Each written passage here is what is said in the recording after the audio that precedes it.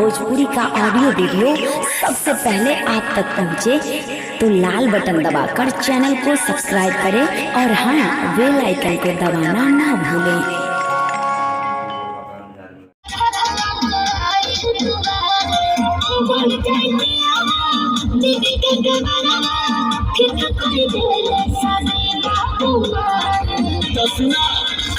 हर जीजा जी के भाई हमारा हाथे गोली खाई,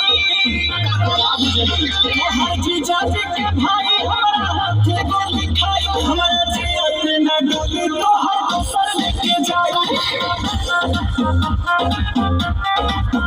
तो हर जीजा जी के भाई हमारा हाथे गोली खाई, हमारा जियत ना डोली तो हर दोसर लेके जाई।